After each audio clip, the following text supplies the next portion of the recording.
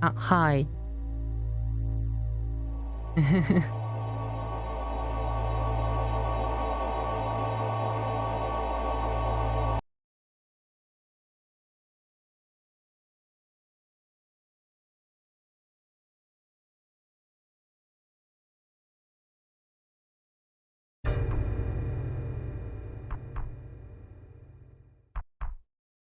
はい。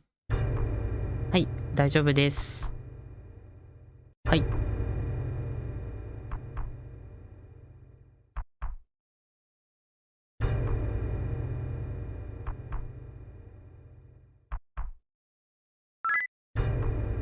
OK。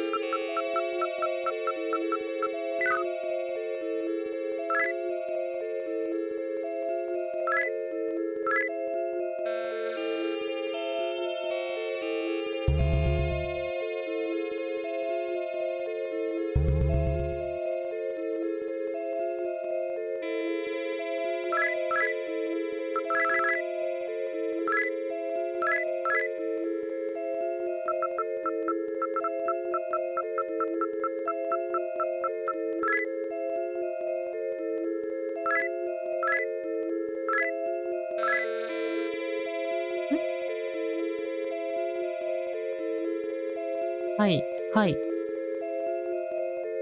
はい、はい、はい。あ、すみません。くださいね。えーっと、すみません。これでどうでしょうか？ Hello people, can you hear me?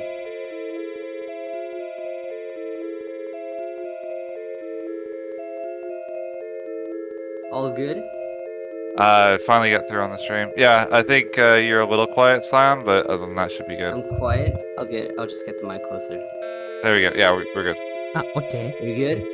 Okay, man, I made such a great intro and nobody heard me. That's so そう、sad. sorry。No, it's not Very your fault. sorry.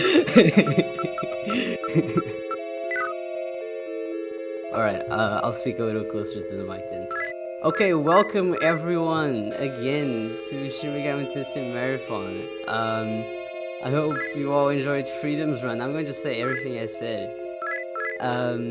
This is Megami Tensei 1, and we just started off in this dream realm and met a guy that we just saw very early. It seemed like he got killed by Freedom, but it's like he's fated to revive every time. Well, let me give you some context for this story. So we start off as a protagonist who has these weird dreams that his decisions are going to change the fate of the world, and he needs to take responsibility for his future actions, something like that.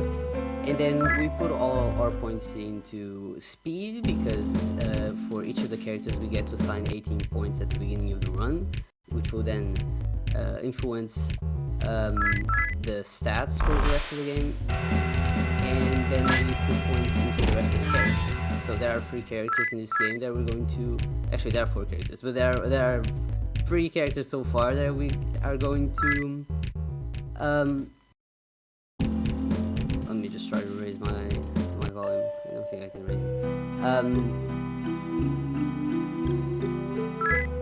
Real quick. Do you want me to turn up the volume? Yeah, can you have Pipio turn you up a little bit? Either in Discord or... Pipio さん、僕の音声を、はい。上げることができますか？はい。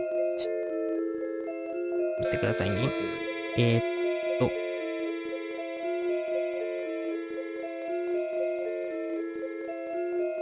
ちょっと上げてみました。それにゲームの音声、はい、ゲームの音量をちょっと下がってください。ゲームの音声を下げる。はい。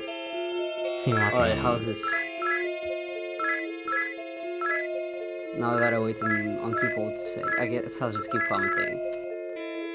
So as we wake up, our mother asks us to go and pick up some coffee. We go to the mall. We get attacked by this weird creature, that kind of looks like a demon because it seems like demons have invaded Tokyo. And then we go back home, and we go back to sleep. We go into the dream, and we meet the other character, the heroine. And then we assign points into the heroine. Okay, so I was explaining what the point assignment was. Please give me a second. So, in this game, when we start off the game, and every time we get a level up, we assign some points.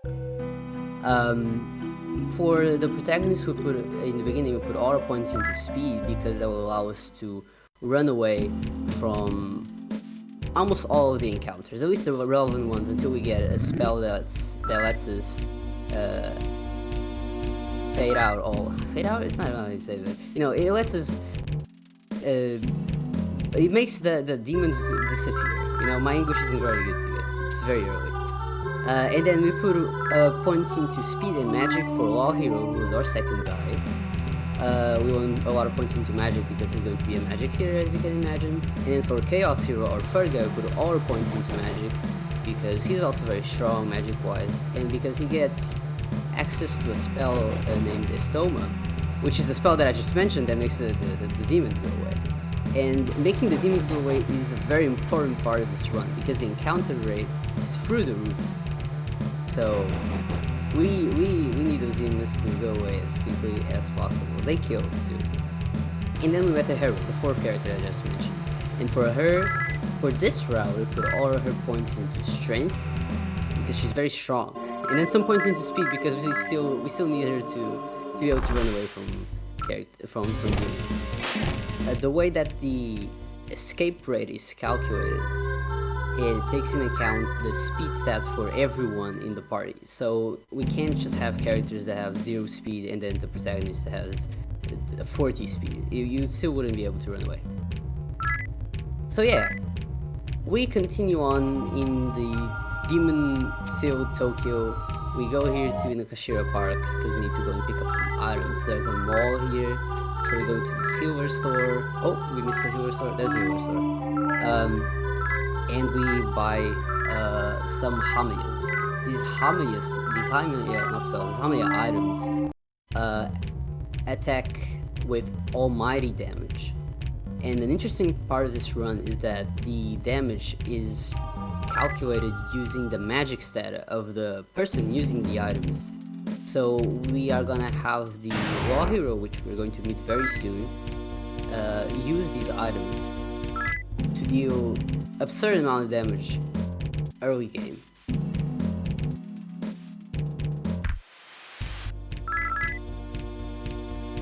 And so, oh wait, no, wait, sorry, we're still skipping from demons. About to smash you. I didn't get into the hospital. And so, as we try and go back home, we get stopped by the cops and arrested. It seems like because we were at the mall and got attacked by the weird character who had just gotten eaten by a demon, the cops think that we killed the person that got eaten by a demon. So they arrest us and take us to a hospital, which is a totally normal place to take people who just got arrested. And there we meet the Law Hero, so now we're 2. Our party is now 2 people. Isn't that great? And as soon as we get in, they let us know that they're trying to conduct a lobotomy on people. They're trying to do some human experimenting on the prisoners. So we have to escape. Now we save because Pipio is safe. He's playing safe. That's good. As there's a fight coming up, and it's very unlikely to die to this fight, but there's still a chance. And if there's one thing you need to do in a marathon, is not take your chances. At this point in the run, we are gonna get random encounters basically everywhere. So we're just gonna have to be running away from everyone. And here's Arias, the very first fight. Whoa. Okay, so there's 2 things that Arias can do. He can attack you. Oh my god. Oh no. I just said it's so unlikely for you to die, and he dies so hard. Yes, Okay. no. All right, this is the one. 今度こそできます。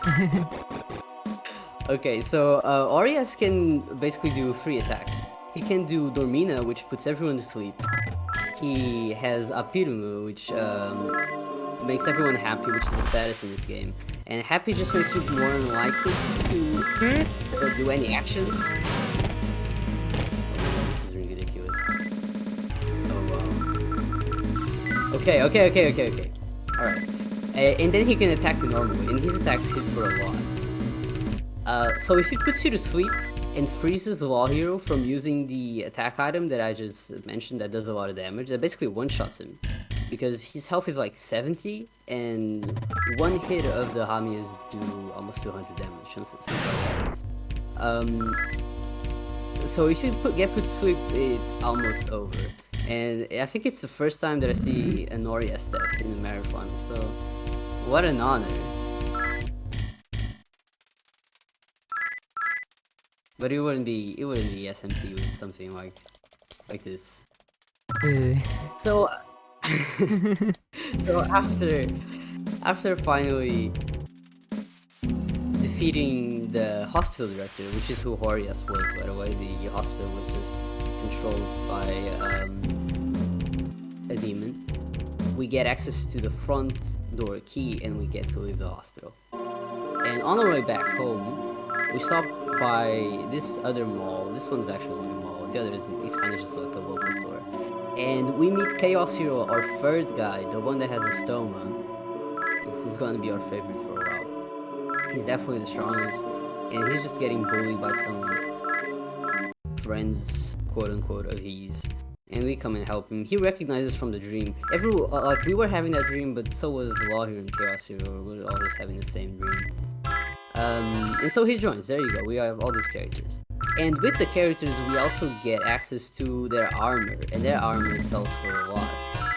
So we go on this store, we sell most of the armor so we can buy more attack items, and we buy some backup armor just for safety, because the protagonist doesn't really have any armor. And there are some fights later on that having even just the tiniest bit of a stat increase makes a difference.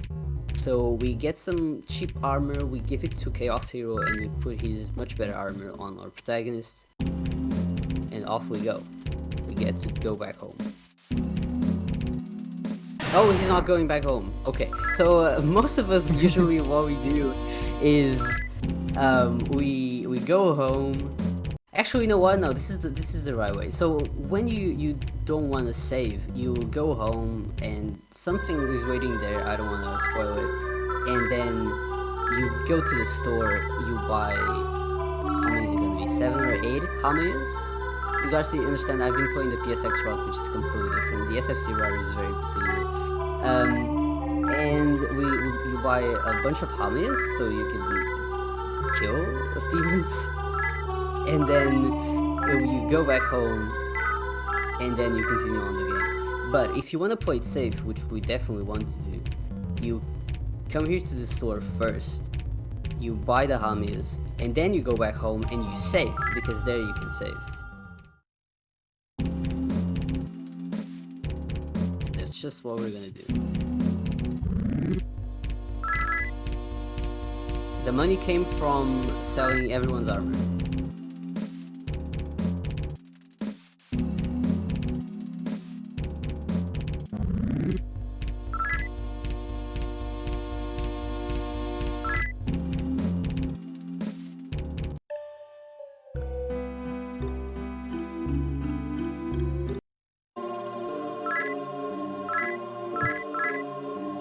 Okay, and as we go back home, our mother talks to us, but she sounds kind of weird. And then we find out that she was eaten by a demon. Look at that. So we have to kill the demon, use a Hamiya, and it gets one shot. There you go. R.I.P. to our mother.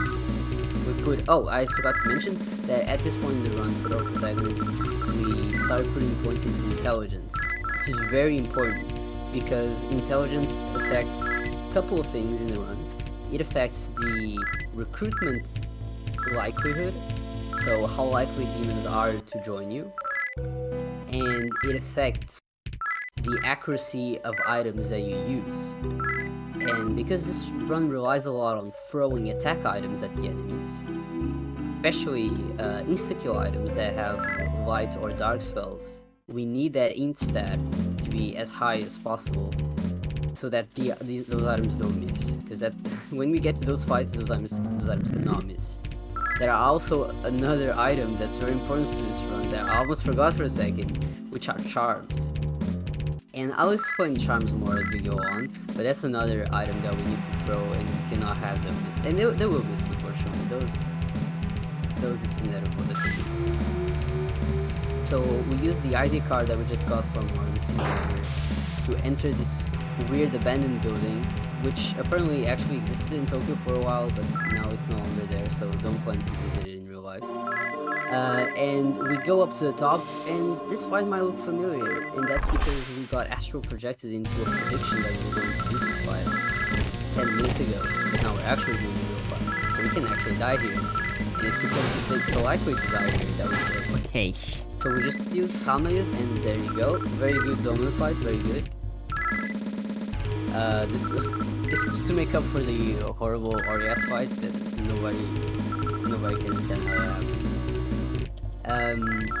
And the problem with this fight is that Doman has a spell that for maybe not veteran, but for many SMT players you might recognize, called Shibuya. And Shibuya inflicts the bind status. Bind stops you from doing any actions. So when our two damage dealers, the Law Hero and the Chaos Hero, get bound, they can't do anything and we are just left for dead. Chaos Hero is also the one that has the spell that can heal bound, so if he gets bound, it's even worse. But thankfully that didn't happen. Law Hero got bound, but if Chaos Hero doesn't get bound, we can probably still win. So that was a good fight.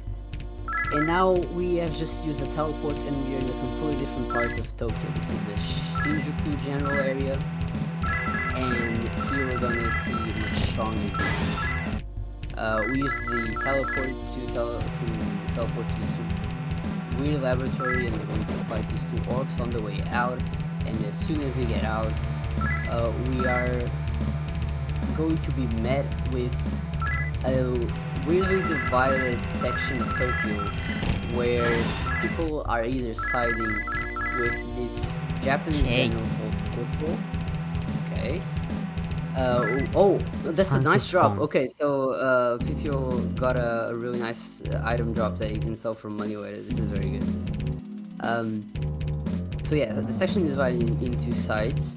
Goto, who's a Japanese general, who believes that demons should be used for power and for, control, and mostly that they should be used against the American ambassador Thorman, who he thinks is going to try and basically do a coup against the Japanese government. And Thorman thinks that Goto is actually just trying to use the demons for his own good. And there's probably some truth to both of these statements, but at the end of the day, they're both trying to use demons for their own gain. So who we're gonna side with is this secret alliance that's organizing on the underground of the Shinjuku Underground Center. So the alliance wants to stop both of these factions from doing anything. So we just got here and we went to a bar to get a secret code so that we can talk to the leader of the alliance, and that's what we're gonna do. And in this section we also have to recruit demons. So you know what? I didn't even pay attention if people was talking to any demons. I'm gonna start paying attention now. So there are 6 demons that we need to get in this section. We need to get the most important ones are Goblin, Pyrojack, and later Qsif. These ones are we cannot skip. Jack Lantern or Pyrojack. I just read Jack Lantern. So Pyrojack is one of the big damage dealers for a while.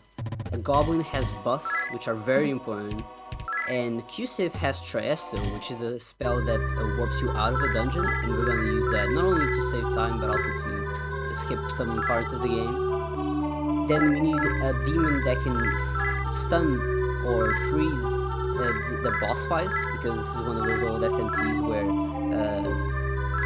freezing and paralyzing boss fights was still a thing. So we're gonna get Azumi. And then we need one more demon that we can fuse. You can get Kobold, Fahan, Imp. Usually I go for Imp, but I'm not sure if Pipio is gonna go for Imp. It's a little more dangerous to go for those other demons, but Pipio is brave, so he might go for one of the others. And then we need to get a Dryad or a... how do you even say the other one? Gandalf? I always say Gandalf, Gandalf, or an elf, which is a fairy that we can fuse into Kusinarime. So there you go. That's most of the demons. That's not most of them, that's all of the demons that we need to get. I'm not sure if I'm saying that. Okay, so here's the Imp, let's see.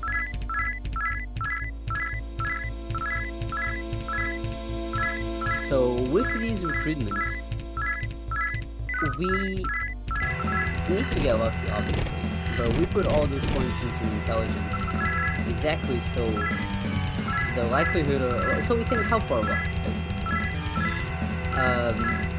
Imp, so there's different, it's better that I don't go into how negotiation works in this game because it's still quite deep. But there are many negotiation trees, and usually the fairies have a certain negotiation tree, and the dark demons, this is one of the type of demons, they have different negotiation trees. And the hardest ones to recruit are Imp. You know what, it's probably just Imp, so if we get Imp, everything else compared to Imp is easy. Dryad has a very easy... Oh, Jack-Lanterns are also pretty hard to recruit, but that's because they're very strong, so when they attack you, they can probably kill you. But there you go, we are out of this section because we just went and talked to the heroine, the leader of the Alliance, who explained to us that what they're trying to achieve. They're trying to stop both of the factions and give you a general context for the area. And we decide to help her. But as soon as we decide to help her, what's her name? Yuriko, who has been trying to follow us, has been following us, in fact, since the beginning of the game, in our dreams, kidnaps her because it seems like she was working under Goto and wants to kill the leader of the Alliance. So we immediately have to go here to the Tokyo government building to stop a public execution of her from happening. And here we're gonna fight a bunch of zombies. We're gonna use magic spells and then throw all those hominids that we brought. We might throw also some holy waters. I'm pretty sure people got the holy waters. Holy waters are kind of like hominids, but instead of dealing almighty damage, they deal light damage. So when they hit, it's an instant. This is not SMT4 Apocalypse Light that actually deals damage. This is the good old light dark kind of system. I'm sorry I forgot Yuriko's name. There's a lot on my mind.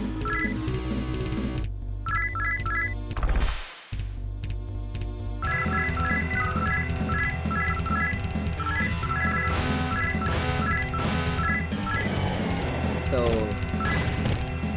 we're kind of just hoping for the best. In this version of the game, this fight is pretty safe. I guess. I guess I should explain magic preemption and the reason why this fight is safe. This is probably something that I'll mention throughout the entire run. But in this version of the game, it's only happening in this version. There's a bug called magic preemption, where all the magic spells will go first in a fight, regardless of the speed set. And then after all the magic spells are out of the way, then will come the items, or it'll be depending on your speed set. But yeah, it'll be depending on your speed set. Speed set is is what it is from what I recall. And this happens if anyone at the front of the party uses magic, or is it if it's one of the last ones? This is one of those bugs that I know how it works, but when it comes to explaining it, it's a little hard. But I'm pretty sure it's when one of the last characters in your party, so you know the whole say 1, 2, 3. If one of the last ones uses magic, then magic preemption gets activated. There are some fights where we need magic preemption to not get activated. This one, for example, I think it still has magic preemption when the enemy uses magic.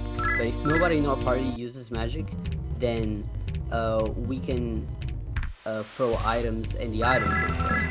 And there will be some items where we need the item to go first because the item will inflict a status effect on the boss that needs to be inflicted. So we need to get around this problem. And this is just something that's basically inevitable. Even though this is a no major glitches category, it's just one of those major glitches that we really can get around. The other one is the stoma bug, and you could argue that this isn't a stoma. It's just how a stoma was built in this game, and I believe that. But some people insist that this is a bug. So when you use a stoma, which is the spell that repels demons in this game, it will repel every demon, regardless of the moon cycle, like in SMT2 and SMT, until you leave the dungeon.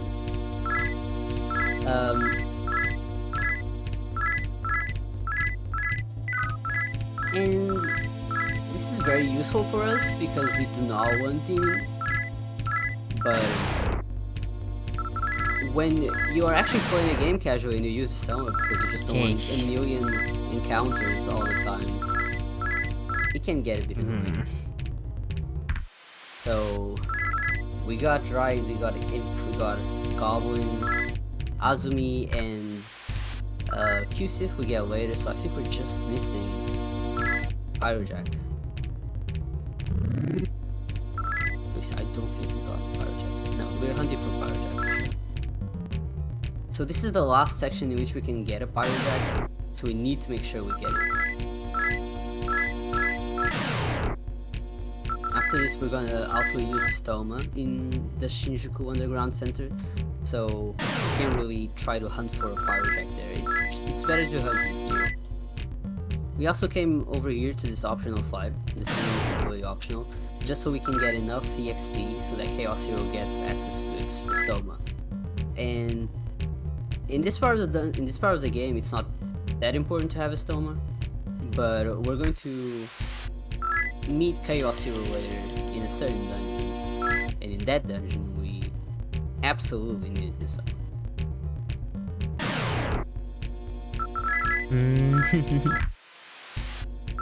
So this is just one of those parts of running SMT1 and most other SMT games where you have to recruit demons.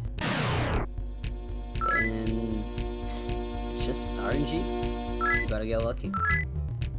Jack Frost, although he looks very nice, we don't get him. We can get him in the PSX run. Oh, he's giving up. Oh, it's full moon, okay. Yeah, so we can't recruit demons in full moon. This is just like in most other SMT games. So it's probably just advanced thing.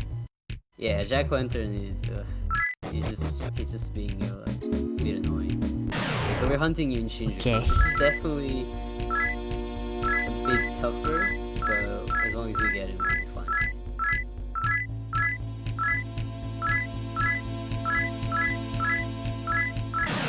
Okay. Okay. Alright, we're good to go, yay! Alright, we can now cast Stoma and just continue on with the story. So the heroine got saved, that's why we went to the Tokyo government building. She's fine now. We reunite with her here at the bar, and she thanks her for helping. And then Law Hero and Chaos Hero just go off on their merry way. They say they have other stuff to do. As if there's anything more important than saving Tokyo, but you know, whatever. But the heroine joins us instead. She says that she's gonna be by our side forever, and that's nice. That's nice of her. So thankfully we use a stoma so we don't get any more encounters in this section. You can just walk around worry-free. What are we doing this route now? Oh yeah, we're gonna sell some items so we can buy charms. And I've mentioned charms earlier. Oh, I've never seen anyone sell that one item that he sold. Whatever, we're selling items to get money so we can buy charms. Charms inflict the charm status on everyone that gets hit by charms.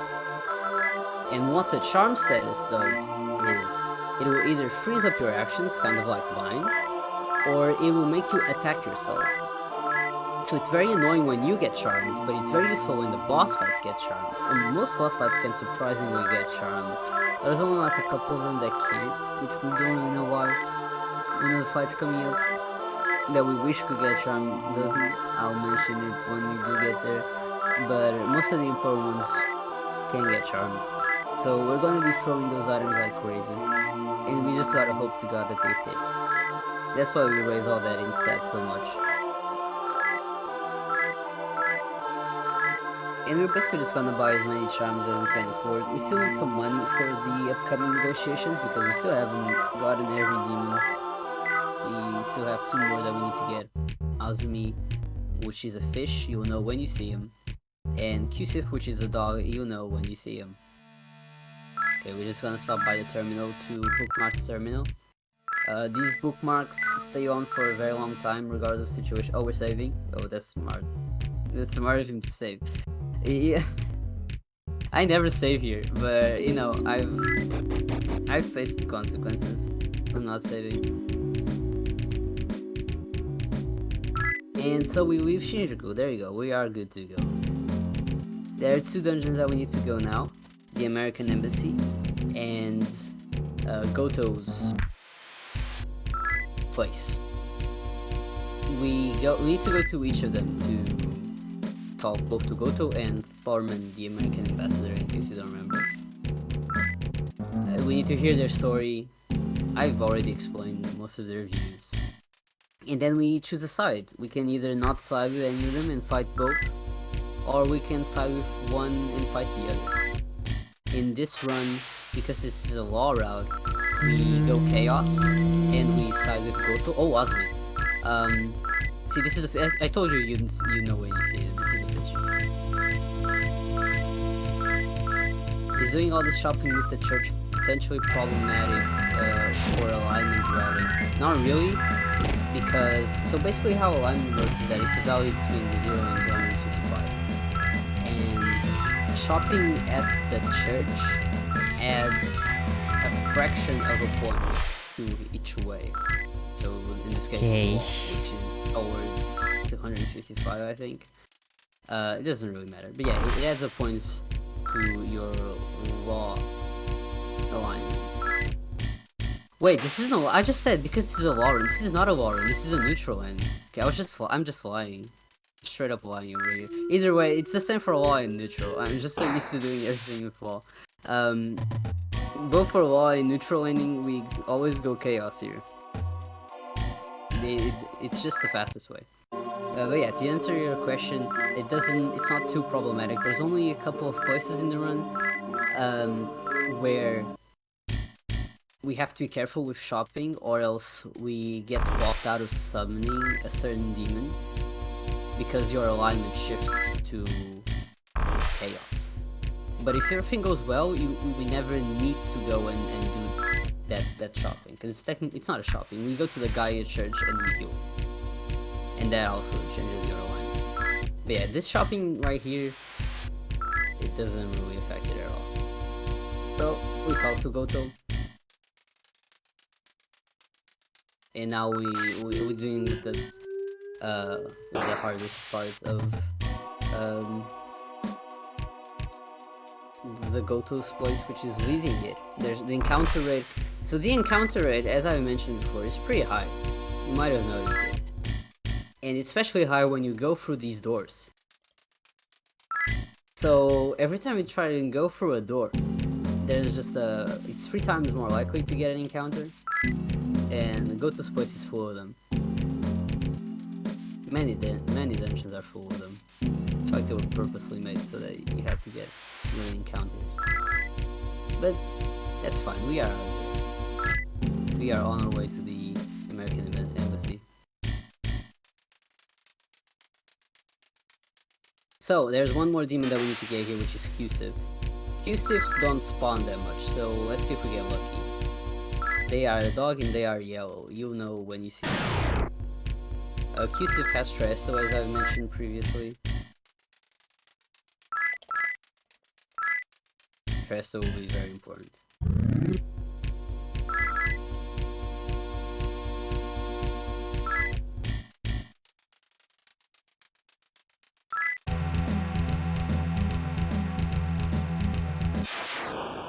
Okay.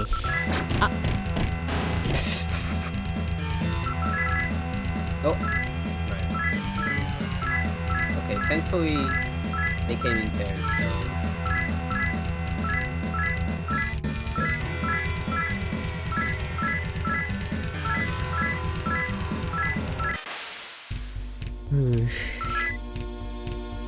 Okay. We're fine. We got the Q-Sif and we can continue on with the run. Now we head to Torment.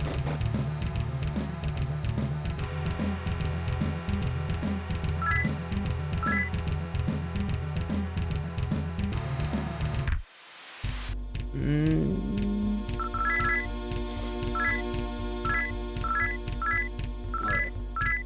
Okay, so Harpies are probably the one demon that oh, we got some money. Okay, that's a very good way of doing that negotiation. Harpies are a demon that are quite hard to run away from.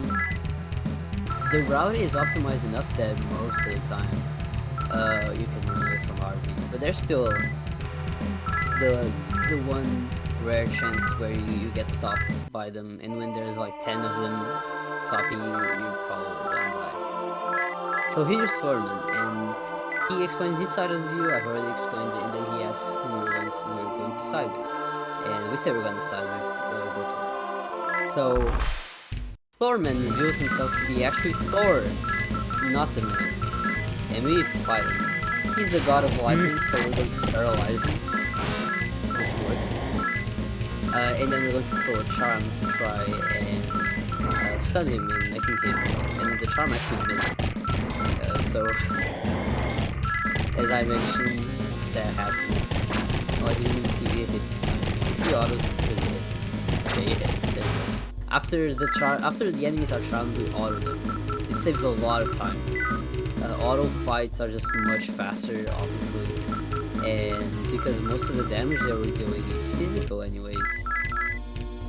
If we auto, it's just the fastest way of going about the fights. It makes a huge difference if we don't auto the fights. So there you go, Thorman died, but he said that his plan was underway anyways, so his plan of blowing up Tokyo. So there's some ICBMs pointed towards Tokyo, and he is going to launch them now.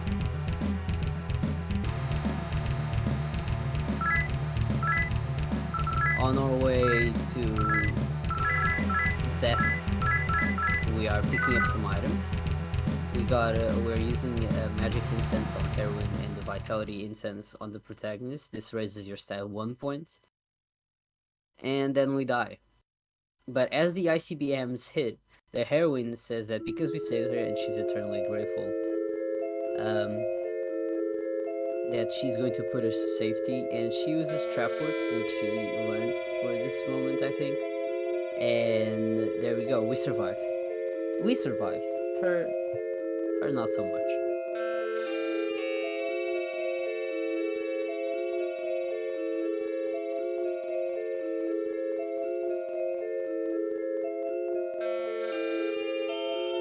Good time. Yeah, good time, good time.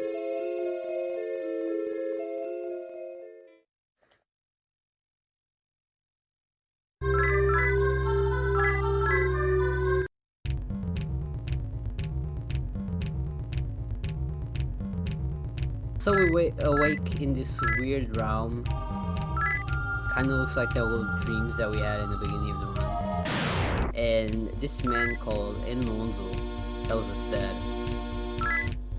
Oh, Gandalf, this be a good demon to get, except he's a pain in the ass to get. Eno also tells us that we are here after the ICBMs hit, and our friends are also here, which includes our human friends and our demon friends. And we need to go and reunite with them to then learn what happened and return to Tokyo. So we're gonna do just that. We're gonna walk around the dungeon. I should mention that the movement in this game is not as easy as it might look. The navigation part is actually the easiest part, believe it or not. For the SFC version, the fastest way of movement is to rhythmically mash the up button. The rhythm is enough. You just need to mash it the way the game likes, and it goes faster. So you have to be constantly mashing the up button to go fast, and it's very tiring. But if you want to be a good runner, you have to do that. It's just a bit annoying. You get used to it faster. So we reunite with everyone, and Eno also tells us that to prepare for the current day Tokyo, we need to understand later what that means. We need to go into some quests for him to prove that we're strong enough. So first of all, he asks us to go and pick up some somas at a soma fountain. Oh, he goes around? Okay, I'm just surprised because I've never seen anyone take this route. This is actually a challenge if you have encounters. But because we have a stoma, which we carefully assign or point into magic for Chaos Hero 2, so we could get a stoma this early. This is very much not an early spell that you get. This is not a challenge at all because you have no encounters. This is one of those dungeons that have really, really high encounter rate, but we'll never have to see that. So after we get one soma, he asks us that we actually need to go and pick up another soma. So we do that again, and then we return back to him.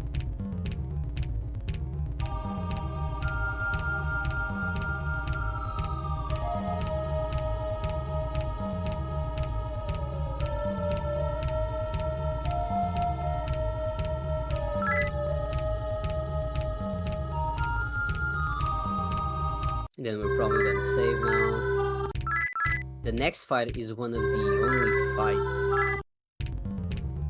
that you can charm. So we need to save because this one comes down to luck entirely. We're gonna have to use the good old stunning spell. In this case it's Zio. And our demon that casts Zio, Azumi, is, is it as I think it's as fast as the boss fight. So I've explained magic preemption, but when magic preemption is activated, it will come down to the speed set for all of the magic spells. So we want to go first against the boss fight so that we don't get killed. Now, which demon actually gets to go first, I think it comes down to luck entirely. At least when both magic spells are activated. So we just need to get lucky, it's as simple as that. For other versions of this game, this fight is actually much easier because there's no magic preemption. It might be one of the only fights where magic preemption actually makes it a lot harder. So we summon Azumi, Goblin, and Jack-Lantern. Jack-Lantern is going to be our main damage dealer. We're also going to be throwing some Haniel. They cast a lot of damage. I'm not even sure if Haniel is where the most versions okay, we do that. Oof. They don't go. So Azumi casts Zio. Goblin uses the buff that highly increases the damage output, and then Jack-Lantern uses Avila, which is a very strong spell.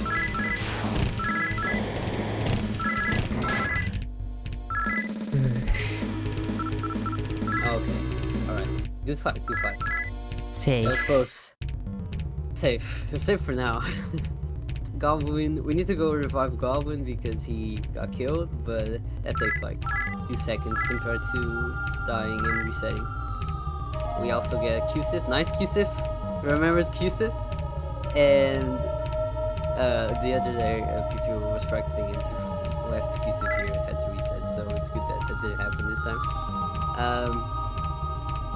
And now we go back.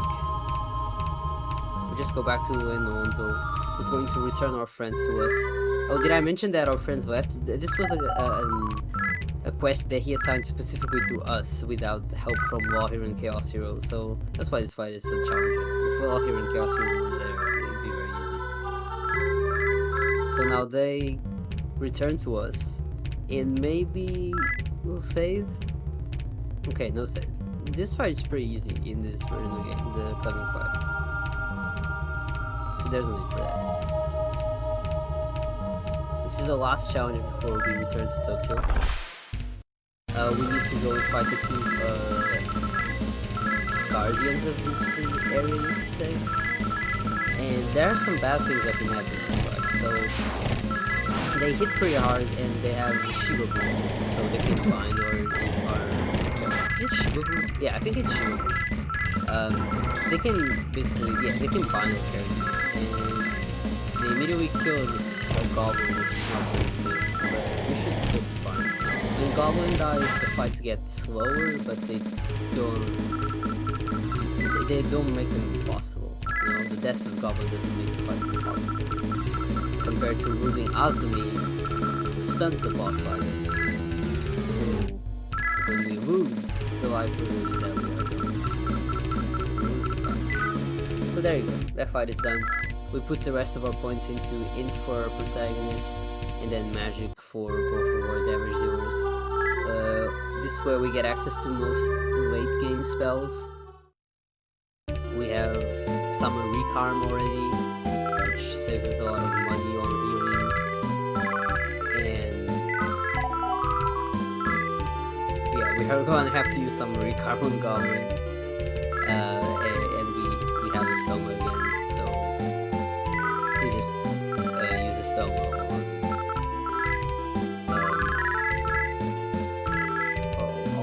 not on anyone, use some outside, obviously. I don't know what I'm trying to say. We also switched, who did we switch? Azumi? Oh yeah, Azumi, obviously. For Qsif, we're gonna now use Qsif to Trieste from most dungeons, which is the easiest way to exit the dungeon. Saves a lot of time from just walking around everywhere. And the reason why we summoned it here is because as soon as we get outside, we realize that Tokyo is completely destroyed. And one of the first things that we learned is that our old money doesn't work anymore because the currency changed after the apocalypse, believe it or not. So we lose all our money. And because it costs money to summon demons, we just summoned Qsif right before we talk to the guy who tells us that. Because if we don't have the knowledge that money doesn't work, the comp doesn't know it too, so we can just use our useless money to summon Qsif. And that's what we did. We then also come here to the rug store, not the rug store, to the rug store to exchange some gems, to the rag store to exchange an emerald for a core shield, which is an item that nullifies damage tiles and other status tiles in general. And then we come here to the junk store to sell most of the items that we obtained at the weird realm where we fought the ghosts and all that. You know, the place that we just went to. We need to get some money so we can buy this item called the Hinraya, which normally only heals a tiny amount of MP, but it's relevant for story events, so we get that.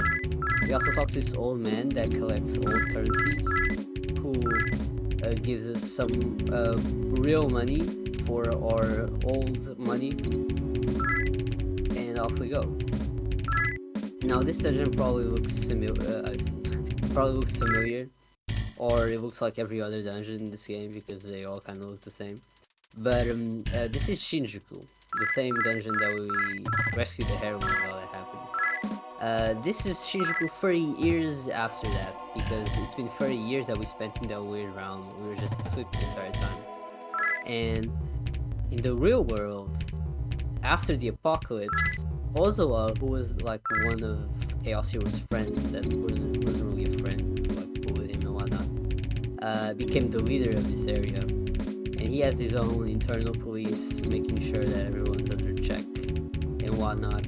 And as soon as we get here, we learn that, and Chaos Hero is very upset because obviously he didn't really like the guy very much. So he wants to go and face him. That's what we're gonna do. We're gonna get to the second floor and face him.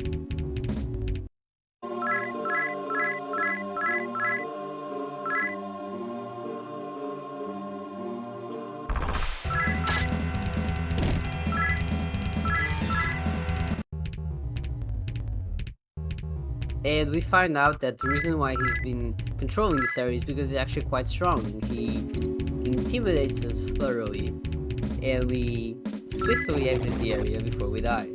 Chaos Hero is not happy to learn this because he does not like being weak, and he most certainly does not like being weak against the guy that he hates anyway. So he suggests fusing himself with the demon. Those who played Strange Journey might recognize this plot point. It actually came from this game, I guess. I don't think this happens in MT2, so it came from this game. And so we go and watch him fuse himself with one of our demons. It's not even one of his demons because he doesn't have any demons. We have demons. So he just steals one of our demons to fuse himself with. And this is why we get the imp. There's this, like, he'll only fuse himself with a certain type of demon anyways. It's like the dark demons, I think. And there's like a chance of which demon he'll fuse himself with.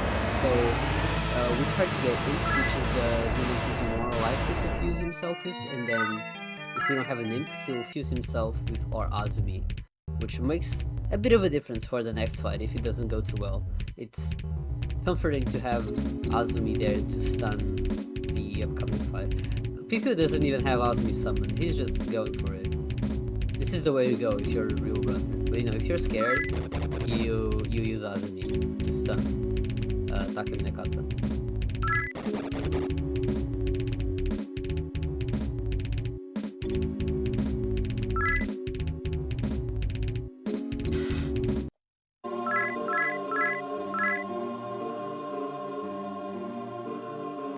So we enter the fight, and this fight is very simple. Chaos Hero is not very strong, as you can see. You know, his HP actually didn't change that much, but he's very strong now. His attacks go for long. So when all goes well, we just attack him. We also, we are going to use a charm just in case he. Okay, the charm hit. Just in case he attack up and dodge our attacks. And like this, he's there you go. Good fight. He won. He being Oh no. Oh, okay. Jesus Christ. I just got scared. Okay, we're fine. That was an eerie sound. Okay, that's good. That was an eerie sound. So I was just gonna mention, we put our point into speed, and then there's a pretty important dialogue option that asks us if we want to kill Takemi Nakata, and we say no, and asks us if we're sure of our actions, and we say yes. And regardless of what we choose, Chaos Hero will always kill, wait, not Takemi Nakata, Ozawa, the guy. Chaos Hero would always kill Ozawa. But how we act changes the alignment. And if we choose to kill Ozawa, it will change our alignment to Chaos a lot.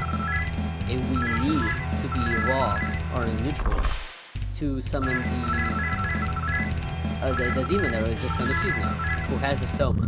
Because the Chaos Hero did not like the fact that we didn't want to kill Ozawa at all. And so he leaves, says that we're weak, weak-willed, and dips. And now we need another stoma guy. So we're going to fuse the demon, because conveniently we're just high level enough to fuse the first demon that has a stoma. So we fuse Kushina. He made a pretty strong, high HP demon that has a stoma that we're going to use for the rest of the run.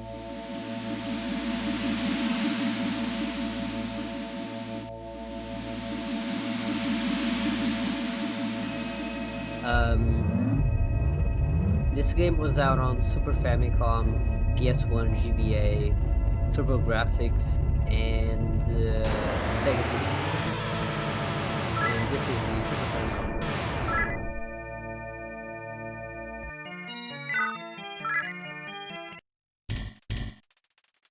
The reason why Pipio was making a surprise sound was not because he accidentally said the wrong option, which is always what I'm scared to see happen, since that has happened in the marathon before.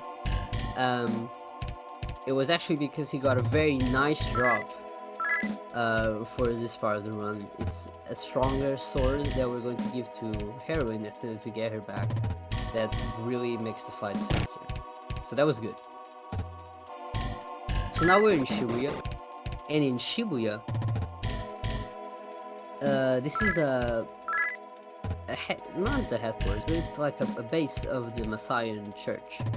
The Masayan Church is one of the two churches that are in place in the devastated Tokyo of 30 years after the beginning of the game. So the Masayan Church believe that God has to return and is working towards making God's 1,000-year kingdom. And the Gaian Church believes that those who believe in the 1,000-year kingdom are just slaves and they're just being used, and they want to revive Lucifer instead and bring it to the world. That's a summary of it. Nice one. And here at this Messiah base, the Messiahs tell us that a lady that they believe to be a reincarnation of the goddess, I think,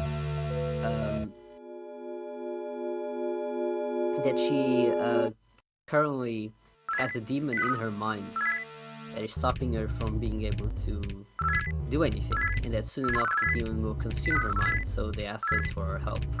Conveniently, we do know a guy that can enter other people's minds, and we will go free him over in Shinjuku. He was being kept by Ozawa, but since Ozawa is now dead, we can just go and get him. Alright, I'm gonna get some water while we fight Wendigo, who's the gatekeeper for the Psycho Dragons, and then we are off to the next section. It's a very easy fight. You just throw holy water at him and it works.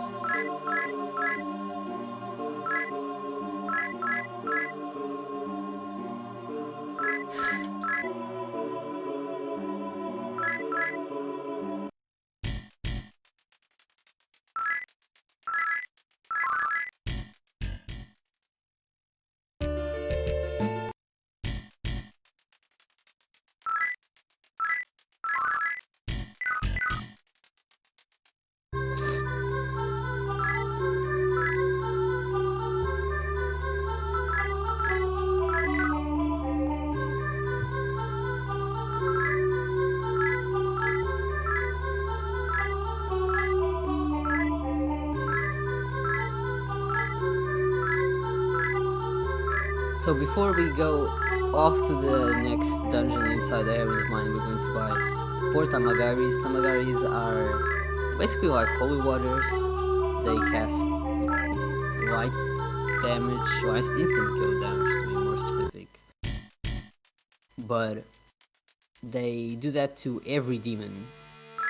That's, you know, like they do to all of the enemy demons instead of only 2.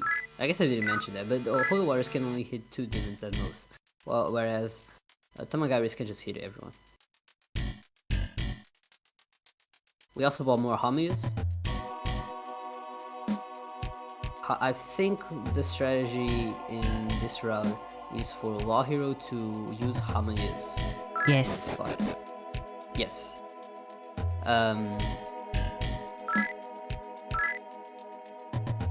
It's just safer. So there's 2 strategies for the upcoming fight. We either use Zama, which has a higher likelihood of missing. I think it deals around the same damage. and you can use Hames. And I think the consensus that using Hames is better. So we take the Psycho Driver guy, and we enter the heroine's mind. This is another dungeon where the encounter rate is extremely high. Those who've played this game probably know that.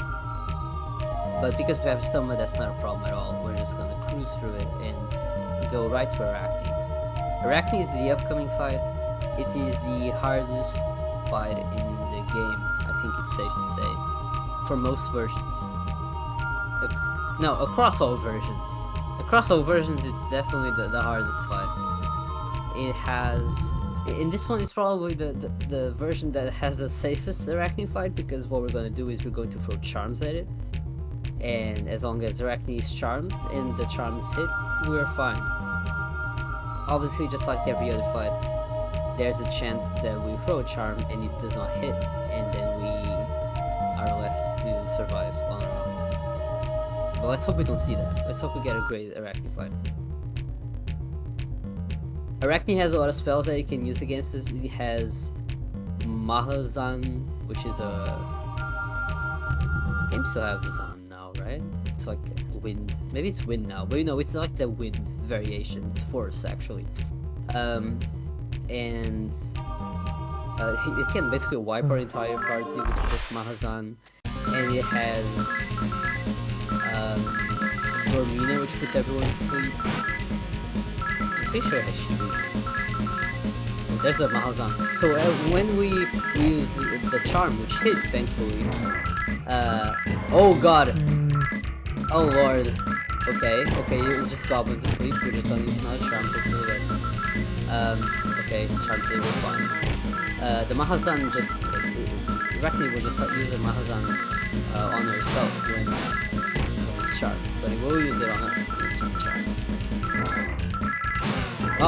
No, one more, that's my, I thought that was it. Oh no! Okay, no, we're fine. Oh? Oh no! Oh god. We're fine, okay. Come on, Arachne. Get charmed. Okay, charmed. There you go, okay. We survived, very good. Very good. That was a little scary. But we're fine. We were just one hit away, and we knew we were one hit away. But it's risky to not charm Arachne before we attack, even if we know we only need to cast one Haniel. Because, oh, I forgot to mention, obviously, this is the big one. More so than Dormina. Arachne also has a spell that can charm everyone in the party. And if we get charmed ourselves, we use the Hamis against our party, and then everyone dies. So we need to charm Arachne first and use Hamis later. Thankfully, we are fine. We got Arachne first try, which is very good. And we can go back to the world because the heroine is safe. Only Qsif died, so we're gonna have to recover Qsif somewhere.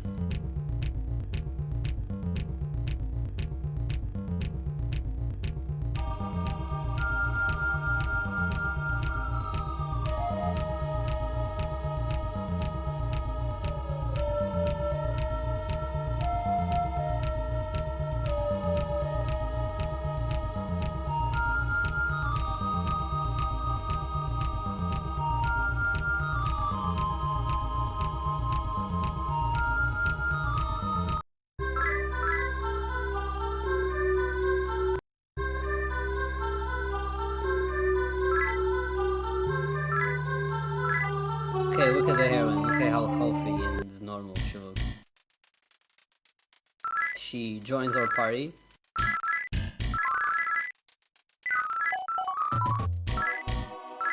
Oh, there's Samurai Karm. I completely forgot about Samurai Karm. Okay, Qsif is fine. So we have Samurai Karm from Law Hero, which we can use to revive Qsif. And then Shinagime also conveniently has a spell called Makatora. I think Law Hero also has it, so we'll be fine anyway.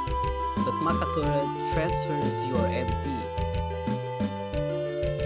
to the character that you want to give. So if we cast 3 Makatoras, Shinagawa will lose 30 MP and the other character will get 30 MP.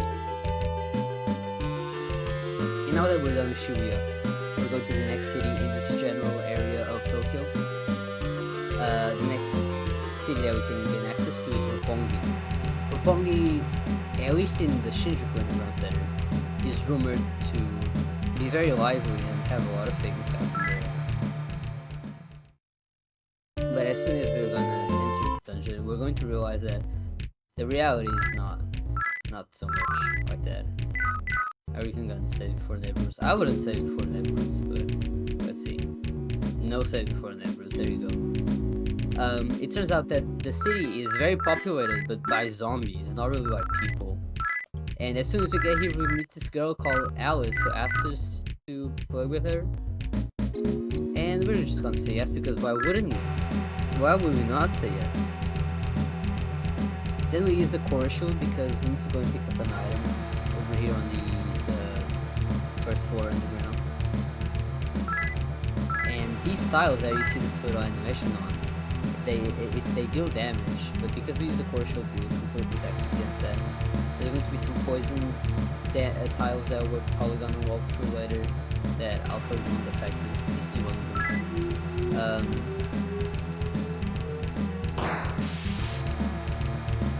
But yeah, there you go. We got the item. We got the item, and it was some weird item called Palio Spot.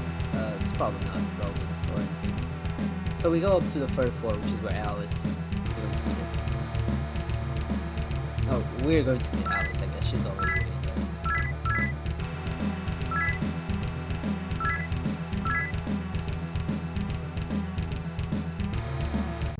Here's this man called Black Butler receives us, and then we get here and the Red Butler also receives us. And then Alice asks us for an Himalaya, which is that item that we bought earlier, so we saved a lot of money because we have to go back and buy it from Shinjuku. And then she asks us to die for her, which is also a totally normal request that we obviously say yes to.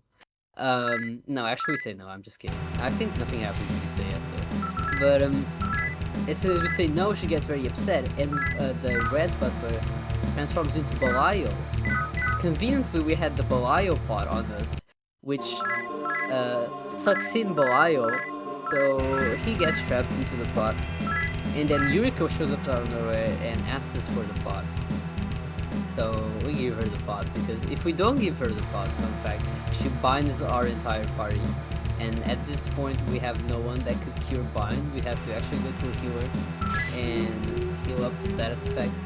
And there's no healer in this dungeon. It's not that I remember. So we just give her the pot. We wouldn't use it anyways. But they also take Law Hero, the Black Butler that was waiting outside. He kidnaps the Law Hero because he tries to turn into zombies. So we have to go and rescue him over here on the underground floor.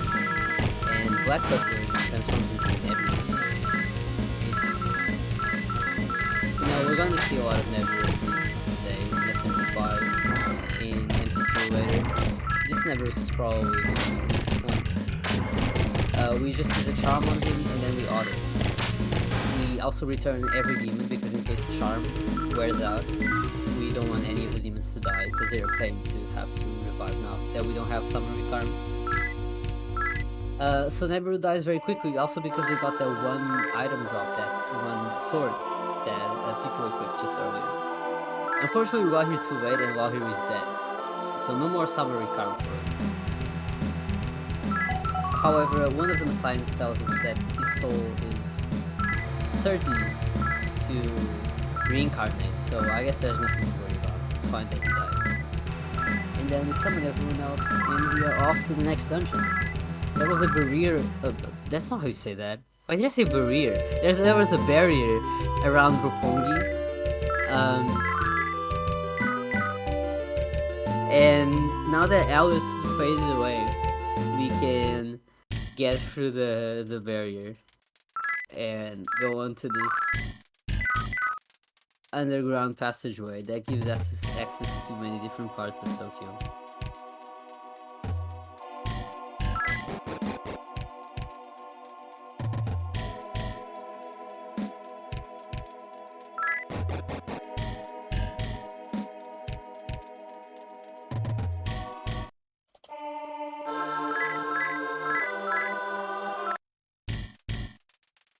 Oh, this is the soul of the law hero, by the way, telling us that there's something happened at the police station over yonder, but because we don't care about the police, I guess. We don't care about the police, so we don't go into the police station and solve the situation. So we arrived in Ginza. This is one of the places that we can go to through this underground passageway. You can go to Ginza, you can go to Ikebukuro, and we can go to the police station. We only go to Ginza to go to the terminal and save. This saving bookmarks your trapward location to the last place that you saved at.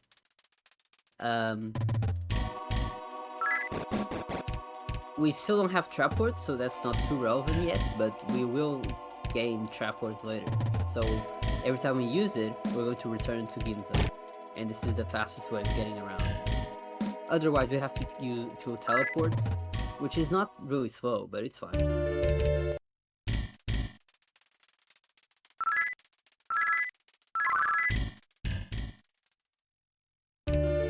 So now this is one of the main reasons why we use Tresto. So in this game, when you use Tresto, instead of the game putting you in front of the building, it puts you on top of the buildings that you just exited out of. And for this part of the game, there's a story event that gets triggered as soon as you step one tile to the left of this dungeon that we just exited.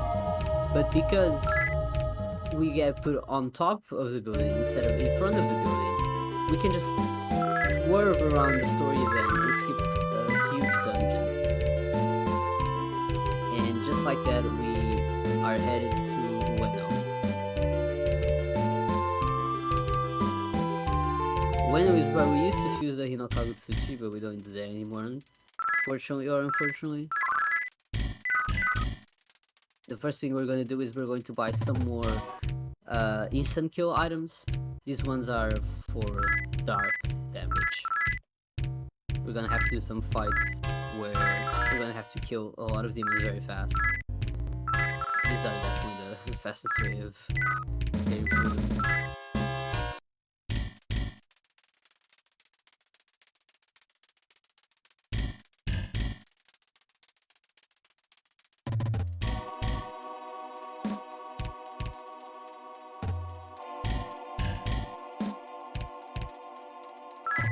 Oh, that's right. In this version of the game, we don't even bookmark the terminal in Ueno. So Ueno is a dungeon kind of like the others. This one is ruled by, is this a deity? I guess it's a deity called Ladon. Ladon also holds an item called a golden apple that we need to cross a bridge to get to the Gaian church headquarters. So this is Ladon, by the way. But the Ladon strategy is the same as usual. We'll go to Charlie and we'll then return our demons after using a couple of tarot cards to boost up our physical damage and just hit him with more sword. So far so good. Probably going to return Goblin soon. When we can use all our tarot cards and then return Goblin, nobody dies and no charms need to be recast. That's the perfect fight. Nope. Okay, well, not perfectly, but still pretty good.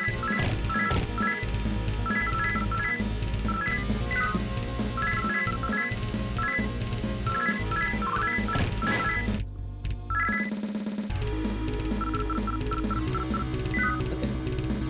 He actually killed himself. With wild charm, he hit himself, and that was the last one. So, at this point for the protagonist, we're just putting points into vitality to raise our HP. For the heroine, we're still putting points into strength to make her stronger. We put some points into magic so that we can learn trapwood eventually, and we also put some points in vitality to try and boost up her HP. And now we are just gonna go to Tokyo Disneyland, which is can you say a homage? I guess it's basically Tokyo Disneyland. You know, I think they call it Tokyo Destiny Land in Persona 5 too. But yeah, it's basically Disneyland, which is where the Garden Church chose to make their headquarters. And is that a coincidence, or does that say something about Disney? I'll leave that for you to decide. But because we got our golden apple, we can just cross the bridge, which is guarded by servers.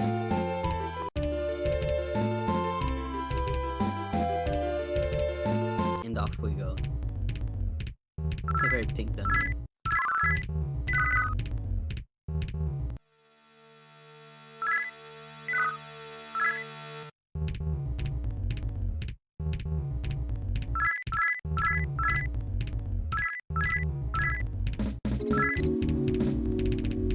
Now there are at this point in the run we start seeing the difference between the law, the neutral, and the chaos route.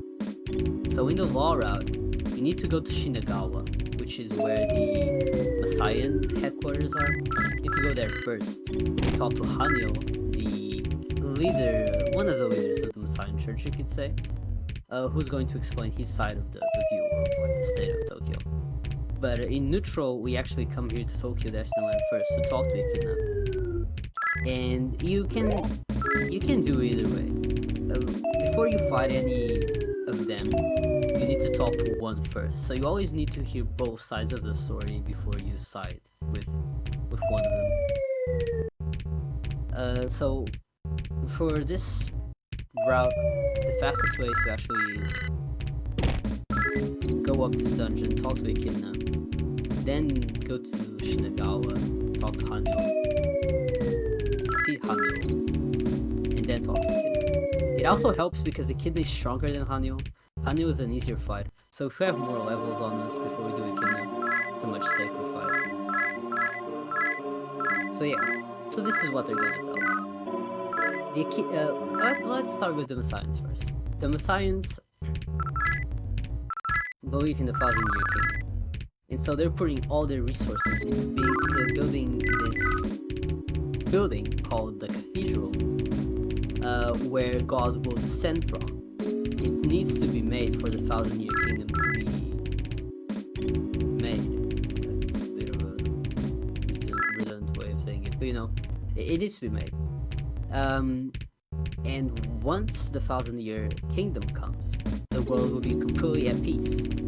And no more demons and no more fights will ever occur. That's God's kingdom. However, the Gaian Church believes that the 1,000-year kingdom doesn't really exist. It can never be made. And all they're doing is selling this fake idea to the followers, who they are also working to death to make the cathedral, because the cathedral is a big building. We'll see later, don't worry. And on the promise that if they work themselves to death building the cathedral and following the word of God, that they are given guaranteed entry into the 1,000-year kingdom, which only a few select can enter. Obviously, that's implied. I didn't even need to say that. But yeah, so those are both sides, and we can believe in the 1,000-year kingdom inside of the Messiahs, or we can believe that it's all fake, and we should instead praise Lucifer, who wants a world of anarchy but complete freedom with demons rampaging and where only the strong can survive, which is what the Gaians is saying. Or we can not believe in either of those and just defeat both of them, which is what we're going to do, which is why this is a neutral route. So what we just did there was we left this area of Ginza through a different exit from which we came from, and because we just talked to Echidna, we actually just completed a quest called what are they called? The Reconstruction quest. So after you defeat a couple of fights, I think this one happens after you talk to a kid and defeat a lot of them. There are certain cities in Tokyo, or sub-cities you could say, that get reconstructed. And with the reconstruction comes these reward houses that will give you some items if you go there and just choose a chest. And if you go enter those houses at a certain moon cycle, you actually get some very strong items. So we just got a Lotus Wand, which is a pretty strong sword that we're going to use for the rest of the game. And the Magician, which is also a pretty strong piece of equipment that unfortunately can curse you. So if we were to just put it on right now, we'd be cursed for the rest of the game. So we're only going to put it at a point in the game where we don't have to worry about killing curses anymore. And now we're going to follow the other path through the devils to Shinagawa. On the way we have to fight this devil summoner that summons a lot of devils, as expected from the name. And the fastest way of defeating these is just throwing all those attack items that we bought. For two of them we use Tamagaris, because that would be the two lights.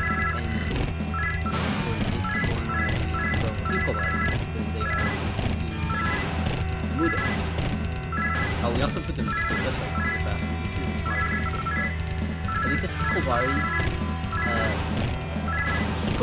work differently from Tamagaris. Tamagaris will always hit every party member, enemy party member.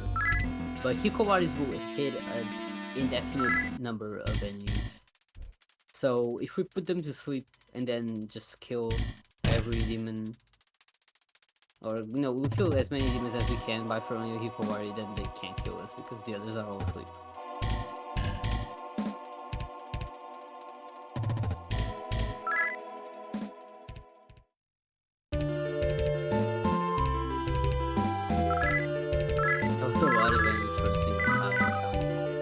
Yeah, that's why there's a devil summon the devils. Alright, off to Shinagawa we go. This dungeon is infamous by casual players for being a bit of a nightmare. But we get through it pretty quickly. Oh, that's right, this is the version of the game where you get the dragon armor. Okay, so remember when I talked about equipping the magician mask and all that? We're actually not gonna equip it, we're gonna sell it. You know, now that I say that, I don't think we even equip it in this version at all. I'm just over here talking about other routes. I run neutral so rarely that I completely forgot. Now we actually equipped the Lotus Wand, and we bought some equipment for the heroine, and we also bought a sword. Not a sword. We bought a gun for the protagonist. He still doesn't have any bullets, but he already has the gun, which helps him out in looking intimidating at least. And we got him some good armor as well as the dragon armor. It's some of the best armor you can get. And off we go to Haniel. So as I mentioned, this is Shinagawa, this is the headquarters of the Messiah Church. We actually will have the opportunity to talk to the reincarnated soul of Lawhero, who's now a Messiah. In fact, he's the Messiah's Messiah. And he obviously, as expected, he very well knows what the Messiah said. And he wants us to join the Messiah. But we won't go into that.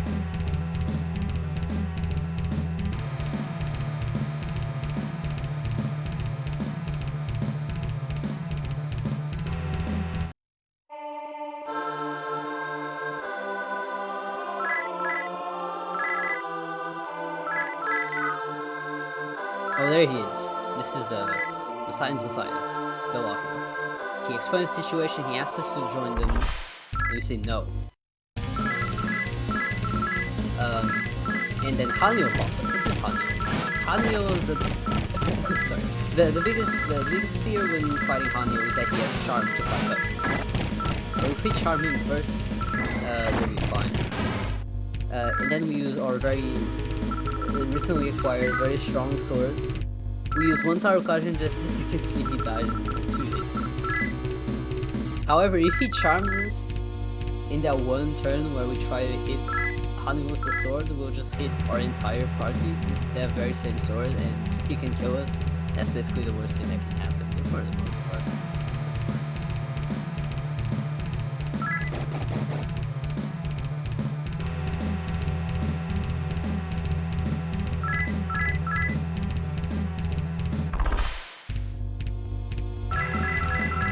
We then go to the 3rd floor and fight another level summon. We fight on basically the same way. We throw first some comments against his noise, and then Tamagaris against the other demons. And the reason why we fight this one is because he actually has a very important item called the... what's it called? It's an orb. What is it called? No, I have to see the name after. What is that? No, I might have it in the notes actually. Give me a second. What is this called? You think I know this thing?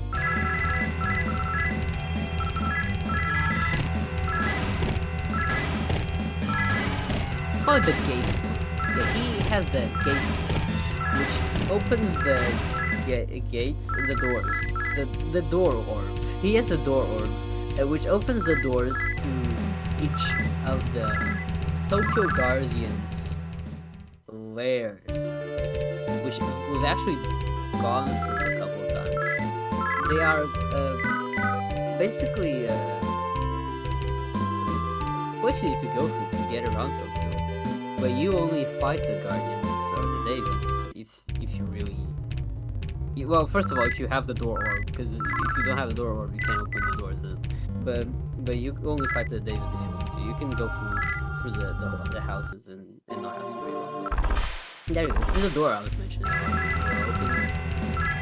And we need to fight these Davis to collapse another barrier around Tokyo, which is keeping gods from getting to Tokyo. This is when the plot starts getting a little confusing. So, both the Messiahs and the Gains are trying to summon God and Lucifer respectively, right? We've been through that. And this barrier around Tokyo is protecting the gods from ascending or descending, depends where they come from.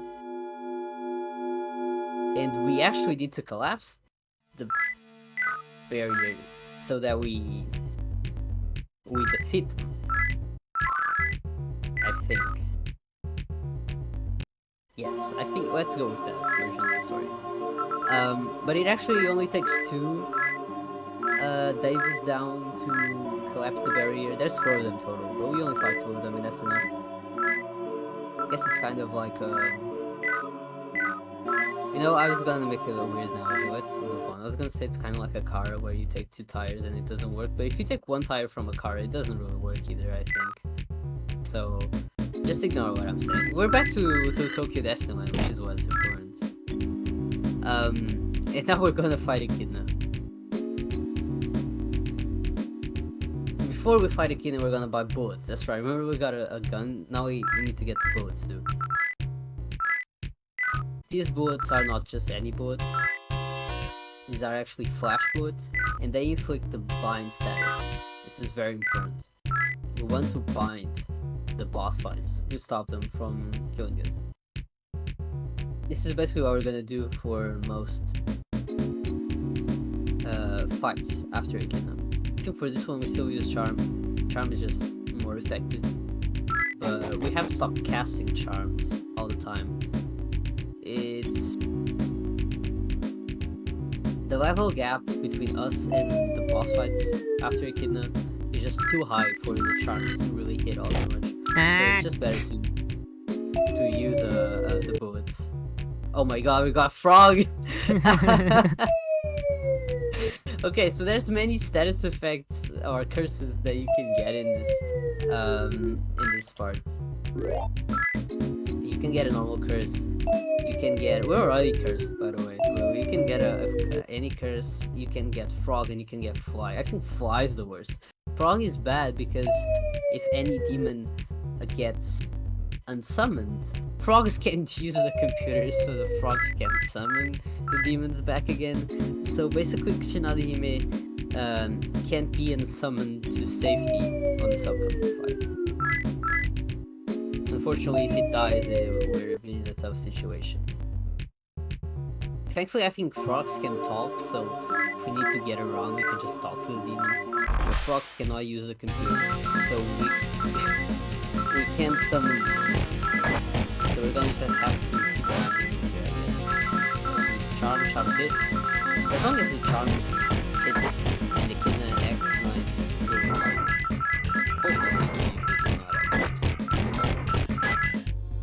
At least to me. I think most other people are pretty lucky. Oh, there you go. See, perfectly Kidna. See? Look at that. That was perfect. Okay, it doesn't even matter that we're a frog. Okay, nice. Okay, Kidna's down and Haniel's down. And now the rest of the action of this game takes part at the Cathedral. And there's already a lot of people at the Cathedral. It doesn't even matter that there were 2 headquarters outside. Most people have already moved on to the Cathedral. Oh my god, this shit's expensive. That was so expensive. Okay. Because we have to heal not only Frog, but also the curse. We are now broke. But that's fine, I think. I think that's fine.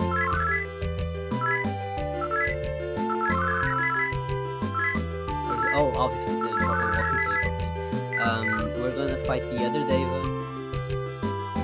that has the barrier come down, and then we can head on to the Cathedral. So normally, in any of the other routes, after you defeat one of the leaders, the other opens a bridge to the Cathedral. But because we defeated both of them, we don't have any bridge to the Cathedral, so we're gonna have to find another way to get there. But before that, we gotta fight Jikoken, so... Jikoken.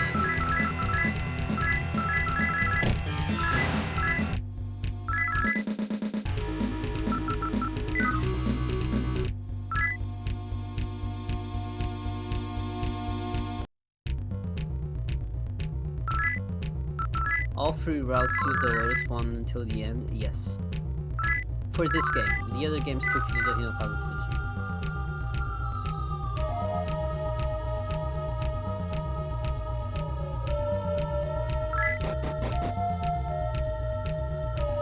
So, we'll have to find a way to the Cathedral. We've established that. Thankfully, we do know of a way. There's this weird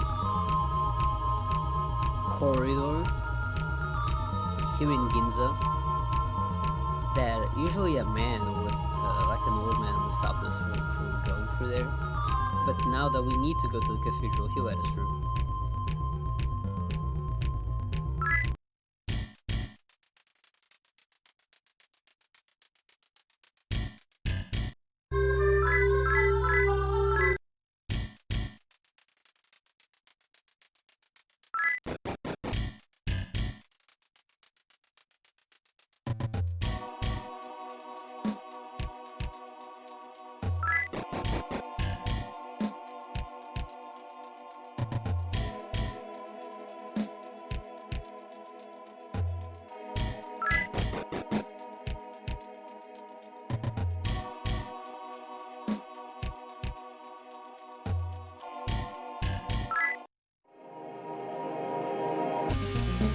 You'll notice this is the Cathedral because the music will change. Oh, look at that. So, as soon as we get to the Cathedral, we actually meet both the Chaos Hero and the Messiahn, the Law Hero, the Messiahn Messiah. And they're both arguing with each other in this corridor. Just saying stuff. As soon as we talk to one of them, there's this weird shake that you saw there probably for a second.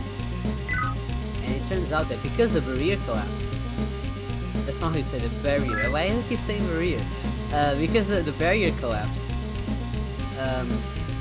Tokyo was flooded. So now we need to find a way of getting around through the water. We can't swim that far. Thankfully, the Gaians were keeping this weird turtle. That's supposed to be a turtle, by the way. So we rescued the turtle, and we can now go through the flooded Tokyo.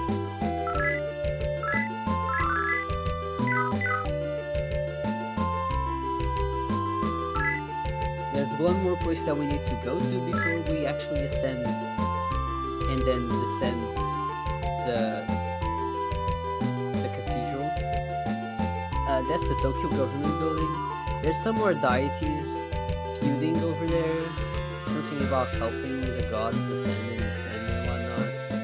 On one side we have Vishnu, who sides with the science, who wants to help God, and on the other side of the guys we have Ravana and Indrajit.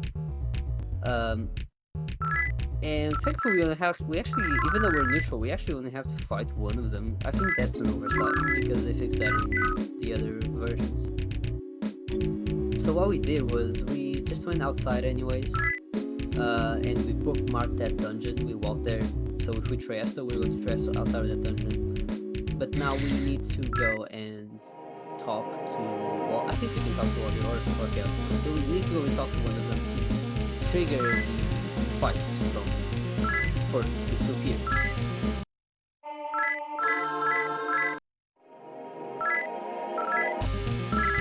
There we go.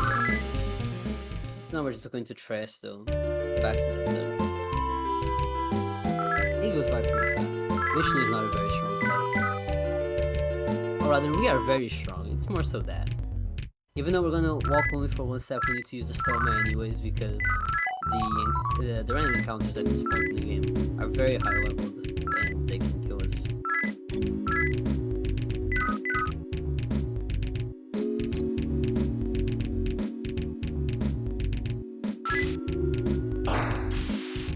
Oh, that's funny, both of them have 420 HP. Can't make it up. Cannot make it up.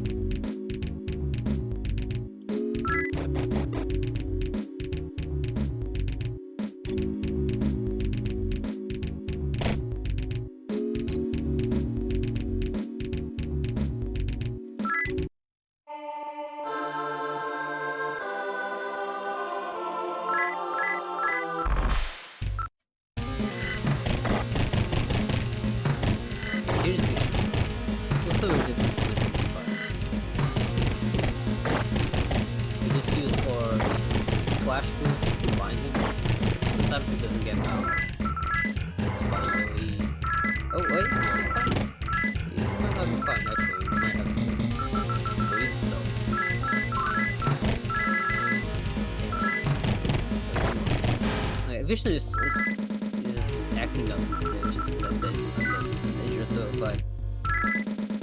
But he dies pretty quick. We put our points into vitality. And now we get to actually get through the cathedral. Now, there's not much to say about the cathedral, but I'll get most of it right away. The cathedral has 8 floors up and 8 floors down. The upper part of the cathedral is controlled by the science, and at the very top of it, the leader of the science is hanging out. You know, I've been talking about a lot about the leaders of the science. They have very different ranks, like of leaders, I guess. But the leaders of the leaders is Michael, and that's the one that we need to defeat to start. At the very bottom of the cathedral is the leader of the Gaians, Asura. So because we're neutral, we have to go to the top and then to the bottom, or the other way. In fact, we're going to do it the other way around to put a stop to both of the forces. So yeah, now we just get to enjoy this beautiful dungeon. Pipio moves very well through it. This dungeon is actually quite challenging to get through fast, but he's a very good runner. Current world record holder for the neutral category, so he's gonna get through it in a flash.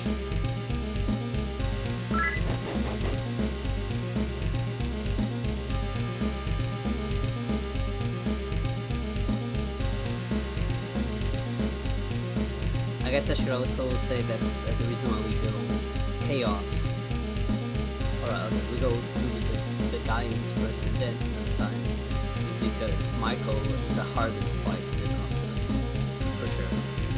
So if we can get a couple more levels on our protagonists before, before we fight Michael, then that makes a big difference. 500 HP facing Michael is really not that much.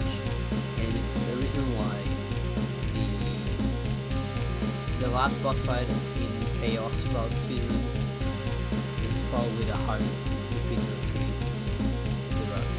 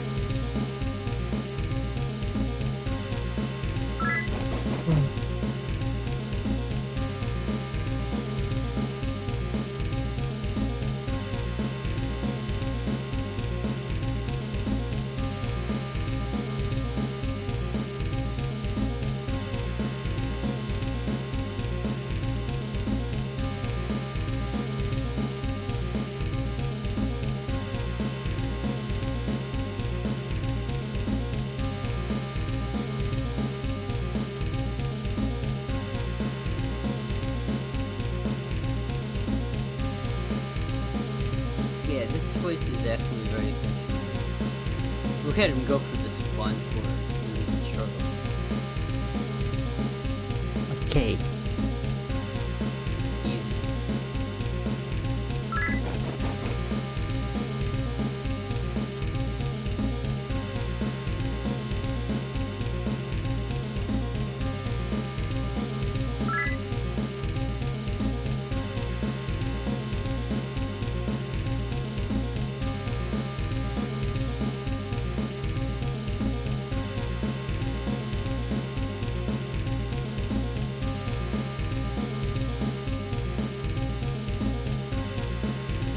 Oh, I guess I should explain why he's trying to poison himself. So, Okay. the upcoming fights, the upcoming fights can bind you, or it's mostly bind. They can also charge you. As we've established throughout this entire run, those are very bad stats to have inflicted on you. Not so bad to have inflict on others. Fun thing about this game is that you can, when it comes to these status effects, when it comes to curses, they can't stack. But when it comes to poison and other weird battle status effects, they don't really stack.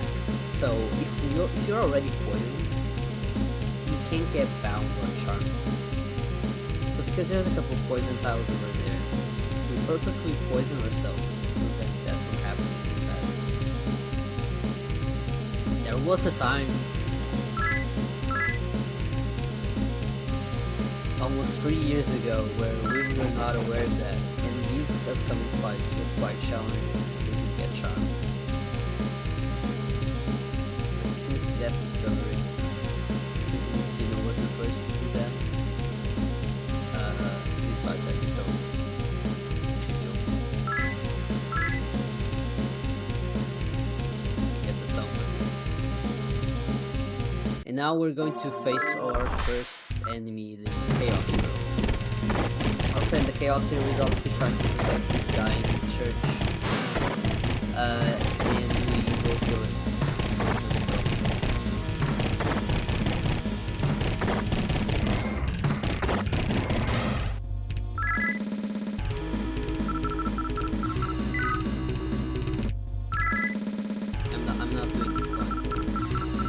barely doing a thing. I don't want blindfold.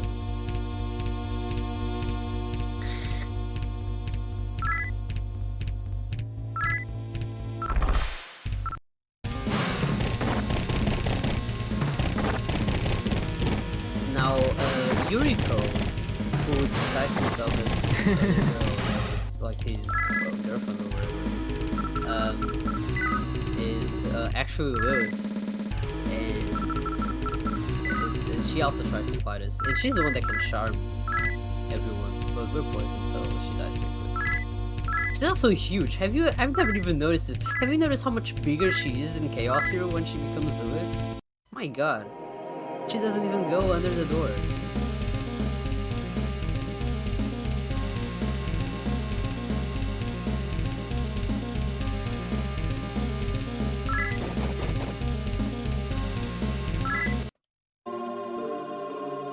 Let's go. We auto metal.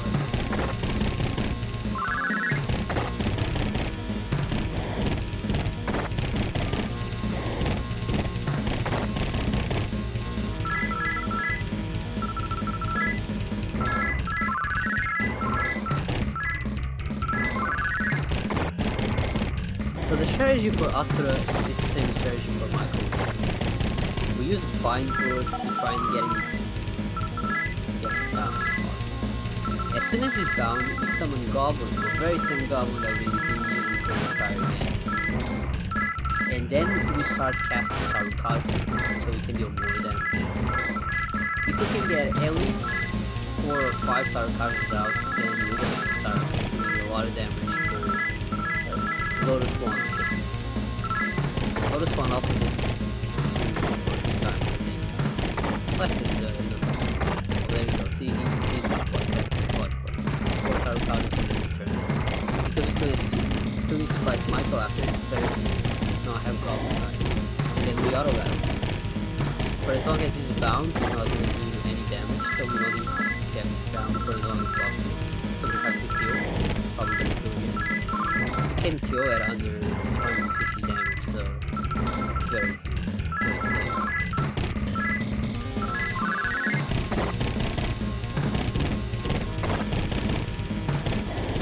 When he starts healing up, that's also really good. So we just want him to get down. Ooh, we roll on. Let's go. Oh, there you go. Easy, easy. Okay, there you go. Okay. That's one out. Asura is down.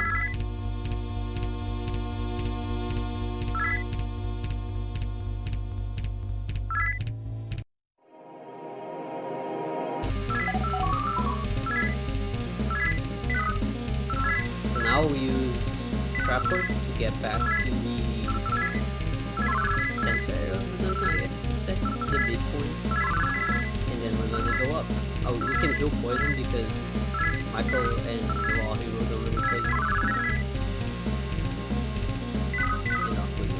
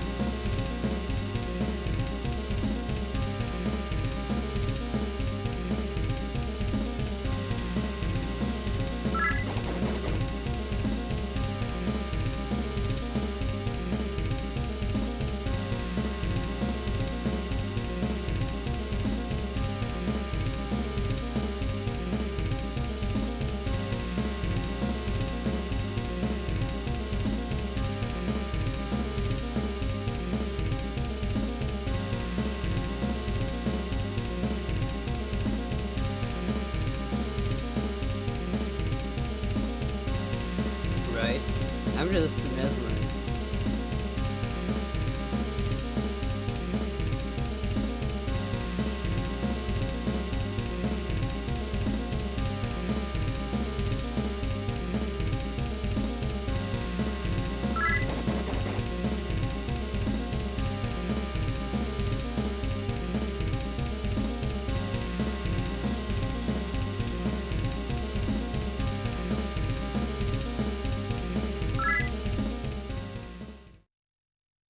We actually need to exit in a second.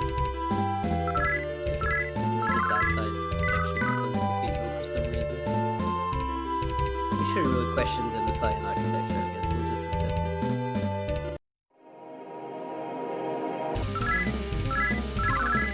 I think that the cathedral looks much better in other versions of the game. It's more like the cathedral. The game is just like, it's a very modern thing.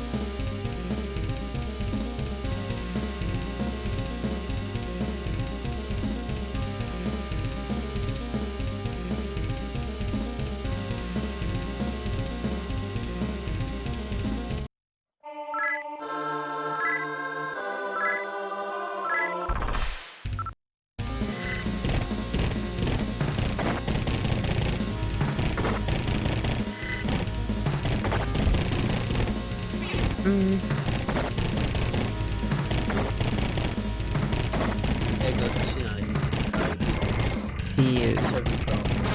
Yeah, see ya, Shinagawa.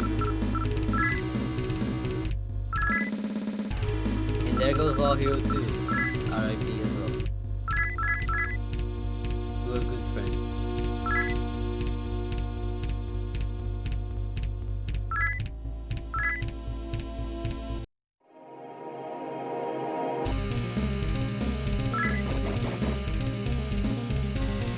Next, final boss.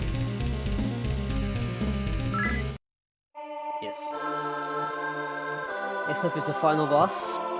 Let's see how it goes. Michael can hit pretty hard, but we're also very strong at this point in the game, so we should be fine. Strategy is the same. Oh, starting off with Megadol, Megadol 1, right? Okay, he's bound up. We're gonna get Goblin out. Hope that Goblin survives for as long as possible because it is important to get those star copies.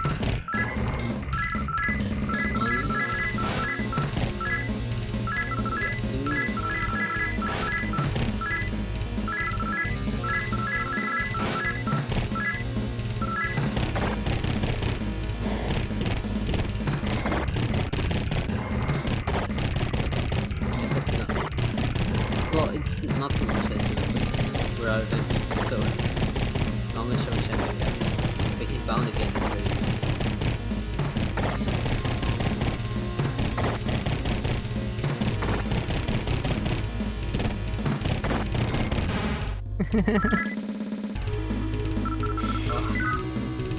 Oh, there you go! Oh, that was such a good fight! Oh, that was a great fight. Goblin Alive. And there you go. God, that's a very good. Isn't this sub? I think this is sub 2 hours. This is sub 2 hours. Oh. Dude. That's an insane time. All right. Now we have no because this is JRTA. The credits also count for the total time. But there you go. Pipio, this was a very, very good run. I actually don't remember how long the credits are. For neutral, the credits are a different length for every category. So I know it's like 4 minutes for 3 minutes, 40 seconds for law, but it's probably 5 minutes for this game. So we'll let you know as soon as the time is coming up. Sounds good. I also do want to point out this is going to be sub 2, and we were fiddling with audio at the beginning of the run. Yeah, this is an insane time. To put into perspective, only 2 people have sub 2. I had never even gotten sub 2. This is how good Pipio is. Very good time. And the recruitments weren't even that great. This was just a really good run. It's such a different experience from the last time SMT1 was in SMT Marathon, where everything went wrong. It's a refreshing experience, I'd say. We're all right. Everyone, thank you so much for watching SMT1. If you're interested in learning SMT1, please join the Discord. It's linked in speedrun.com. We have a lot of resources for people to learn. Negotiation notes, video guides, a lot of written guides, and people who are willing to help you. So do feel free to join and ask as many questions as you want. Pipio さんお疲れ様でした。はい、ありがとうございました。Thank you。すごくいいランでした。ありがとうございます。ありがとう、ピピオさん。ありがとうございます。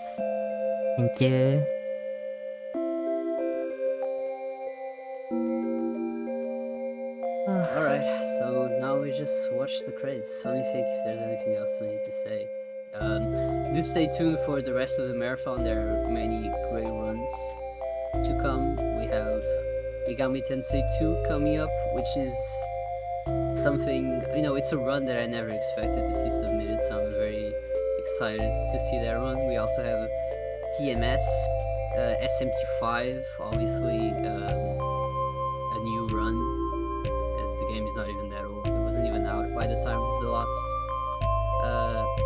SMT Marathon, and then Devil Children, Soul Hackers, and the huge Megami Tensei Nocturne Nocturne race. So it's gonna be a good marathon. Just stay tuned. Yeah, lots of really cool stuff on that schedule. So after this, we're gonna take a short break so I can sleep. Yes, please do sleep. And then yeah, we'll be back with more SMT goodness. If you missed the Apocalypse run from earlier and you want to check it out, all the runs will be on YouTube at some point in the next week or two. I need to talk about getting those highlighted with Wexel, but they should all be there. It should be pretty easy to follow, or you can always just watch the Twitch VOD as well. But most people like to watch on YouTube, like at work or whatever else. So.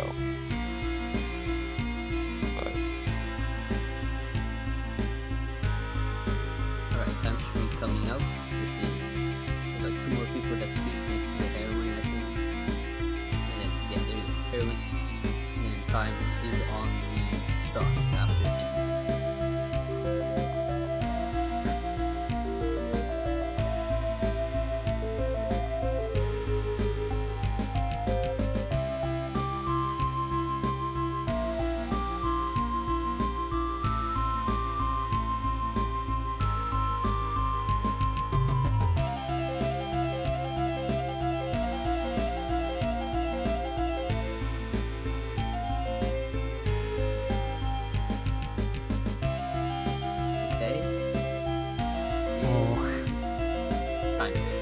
Sub 2 hour.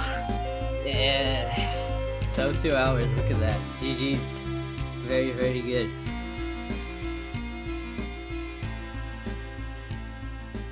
Wow, that is incredible. Thank you. すごいですね。ありがとうござい You ま get to す。 sleep 10 more minutes. I know. Thank you, Pipio さん。ありがとうございました。ありがとうございました。Alrighty, yeah. Everybody go take a break. Go get some sleep if you're like me. Go get some food if you live in Europe or wherever else. And we'll be back in the near future. So be sure to follow the channel in the meantime and everything else, all that good stuff. And see y'all soon.